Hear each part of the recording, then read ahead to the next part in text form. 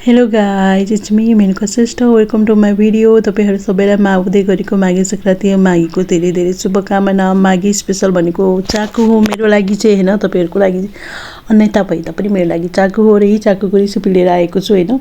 चाकु बनाउनको लागि चाहिँ सुरुमा तपाईँले पानीमा बेलीलाई भिजाएर राख्नुपर्ने हुन्छ। त्यसपछि तपाईँलाई मनपर्ने नरिवल, तिल, बदाम के हुन्छ ड्राई फ्रुटहरू सबैलाई रोस्ट गरेर राख्नु होला होइन। अनि त्यसपछि भिजेको भेलीलाई चाहिँ तपाईँले छान्नुपर्ने हुन्छ। मैले चाहिँ डबल त्रिपलै छानेको छु।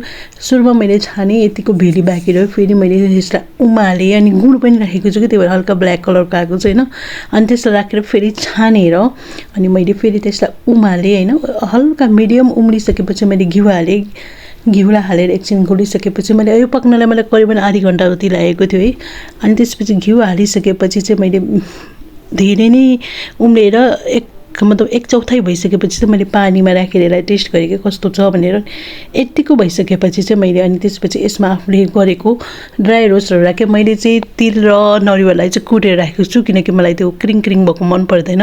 अनि त्यसपछि त्यसलाई राम्ररी राखेर चलाएँ। त्यसपछि मैले त्यसमा राखेँ रोस्टेड बदाम र रोस्टेड हाम्रो आलमोन्ड। अनि आफ्टर द्याट मैले त्यसलाई अनि एउटा भाँडामा तेल ग्रिस गरेँ। अनि त्यो भाँडामा थालमा चाकु राखेँ। चाकु चाहिँ म एकदम त्यो बजारमा पाउने जस्तो केक्रीवाला होइन, मलाई चाहिँ चुईवाला मनपर्छ। सो मेरो घरमा चाहिँ चुईवाला नै हुन्छ होइन। तान्दा पनि त्यस्तो जसरी चिज तानिन्छ नि त्यसरी नै तानिन्छ है मेरो घरमा पकाएको चाकु र एकदम टेस्टी हुन्छ है। यी हजुरलाई रेसिपी मन परेन घरमा बनाएर खानु होला। ह्याप्पी माघी।